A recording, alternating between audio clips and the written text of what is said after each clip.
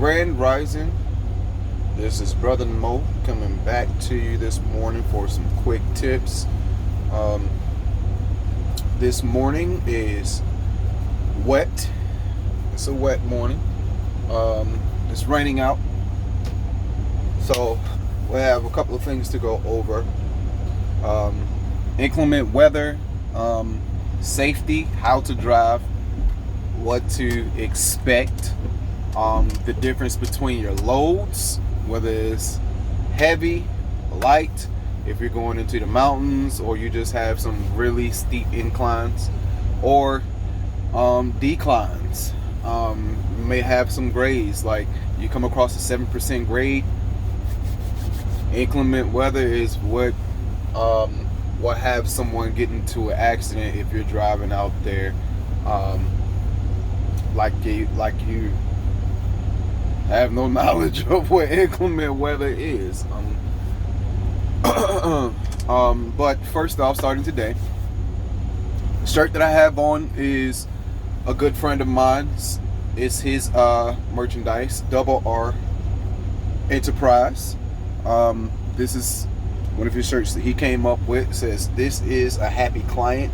I am with him." It has his social media information on there, as well as contact information. He put your name on the side of the shirt, so I can't even get it mixed up with nobody else, which that's very dope. Very dope. But yeah, so when you're doing your pre-trip on your tractor, make sure that when you are doing your pre-trip in inclement weather, stress and have some high importance of, look, check this out. When I have my key is in the ignition, I always roll this window down just enough for my arm to reach on the inside, so that I'm not locking myself out of the vehicle. There are some companies where if you pop the hood, you may have a lockout kit or whatever the case may be. I do own a lockout kit, but I do not bring it to work for very specific reasons. Number one, I don't carry my bag everywhere, which I would have my lockout kit, so it would do me no good. I would probably lock it in the truck. I just came into a habit of rolling my window down, which another thing is called routine. That's very important. Get into the routine of doing things. When it's inclement weather, stress these lights. You know, your lights, your headlights, your ID, and clearance.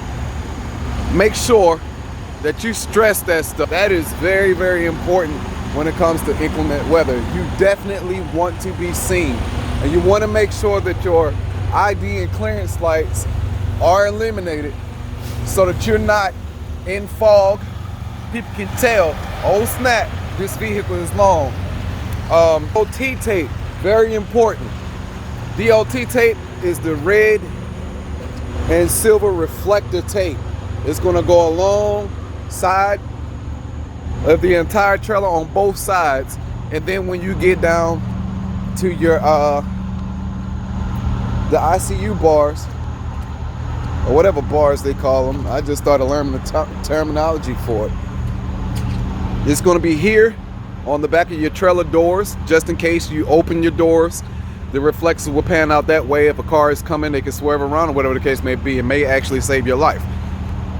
Make sure that your tail lights, your ID and clearance lights are up there as well. They are illuminated. Okay.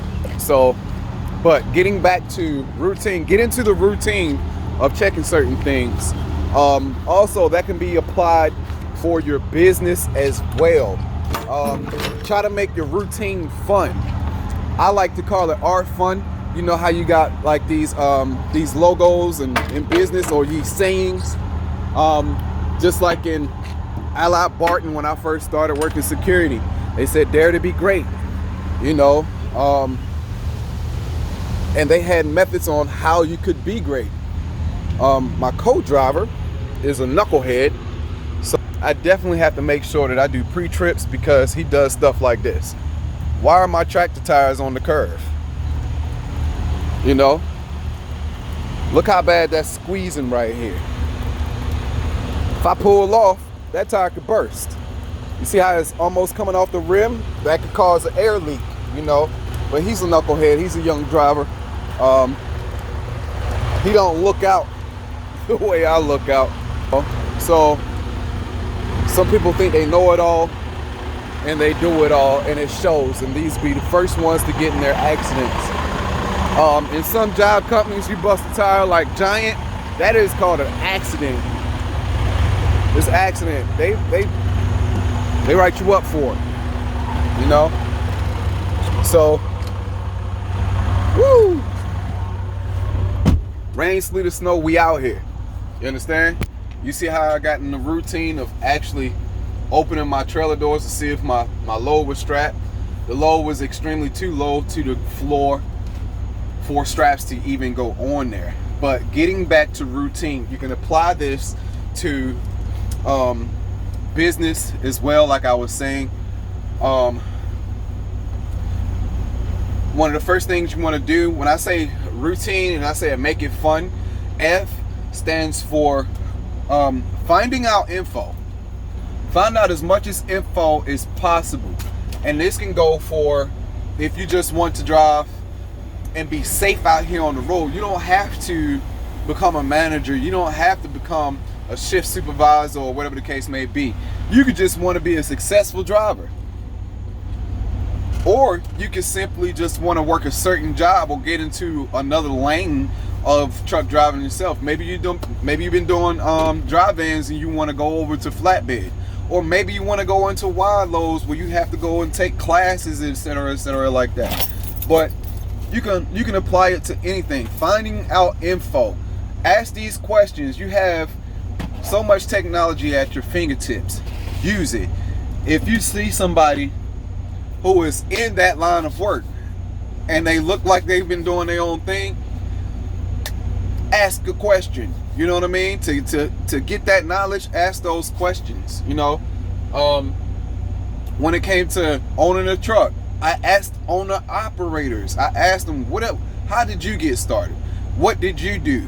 So I just followed that blueprint. Most people will lay out the blueprint and you will create a blueprint in your head just by asking certain questions. You understand the information that you are receiving. Make sure that whenever you ask these questions and they say something that you're not familiar with, ask another question. Be like, what's that? If you're not going to remember, ask them for their contact information so they can run you through it. If it's an owner operator or a business owner, ask for a business card. Ask them, can they mentor you? You know what I mean? Ask these questions. Understand that information. When I was told about how to get your LLC started, and I was like, what is an LLC? What does it mean? How do I go about applying for it? How much does it cost? Ask those questions, you know. And then, what was it? Afterwards, you ask these questions. Never stop getting more information. That's what the N stands for. Never stop getting more information. Excuse me, I'm still getting ready here. And you constantly repeat that process. Constantly repeat that process. That's very important, especially if you want to be successful. Getting into business, you got to learn. You got to constantly be learning. You have to be somewhat obsessed with finding out information. You know what I mean? Because you want to do things the right way. You don't want to come in making a whole lot of mistakes. You want to make the least amount of mistakes as possible. So when somebody tell you, okay, I made a mistake and I did it this way, take heed to that. Because whenever you come into a situation and you know, you may come across the same obstacle that they had, and they say, hey, my first time doing business, I failed because I went this route, and you find yourself going that route, remember what that person said to get themselves back on course to be a successful business owner. So that's one of the things that you can do, and especially if you grab their contact information. Hey, I don't remember everything. Can you call me back? You know what I mean? Leave them a message if they don't pick up. You know, most people are more than willing to help you out and answer questions. This stuff is free. This knowledge to pass down is free, and that's why I don't mind passing this information down. Am I running the business the way I would? Am I at where I want to be at right now? Absolutely not. And that's the point of doing these videos, so that you can see the progression. I just recently left my last job. I want to show you guys the knowledge that I obtained. I'm completely confident in the route that I'm taking right now.